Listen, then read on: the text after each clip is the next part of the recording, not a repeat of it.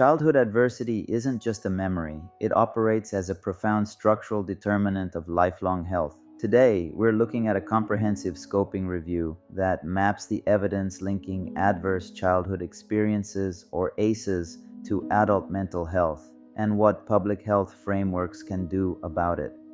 How does trauma get under the skin? Severe, unpredictable stress without the buffer of a supportive caregiver creates toxic stress. This chronically overactivates the body's stress response, flooding the developing brain with hormones like cortisol. Over time, this creates an allostatic load that physically rewires brain architecture, heightening threat detection in the amygdala and impairing regulation in the prefrontal cortex. This biological embedding creates a robust, dose-dependent vulnerability to adult depression, anxiety, PTSD, and substance use disorders.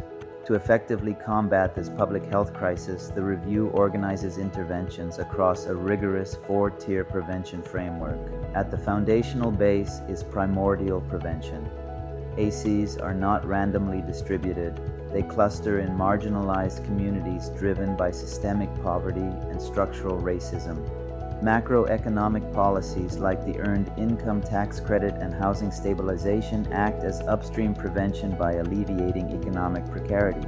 Next is primary prevention. Programs like the Nurse-Family Partnership provide targeted nurse-led home visits for low-income mothers and reduce child maltreatment before it starts.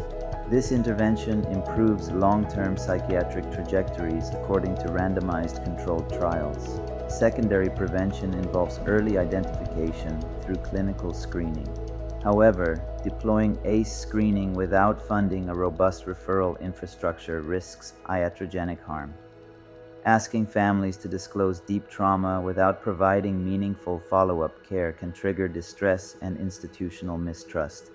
A major critique is that the popular 10-item ACE score is an epidemiological tool, not a clinical destiny. It collapses distinct, complex traumas into a single unweighted number and ignores positive childhood experiences. Positive childhood experiences like safe, stable, nurturing relationships have a powerful protective effect against toxic stress. For children already showing clinical-level trauma symptoms, we rely on tertiary intervention. Gold standard treatments include child-parent psychotherapy to restore dyadic attachment for infants and toddlers. Trauma-focused CBT is used for older youth. Ultimately, the gap between what the evidence supports and what marginalized communities can access is not a research deficit, it is a failure of policy and political will.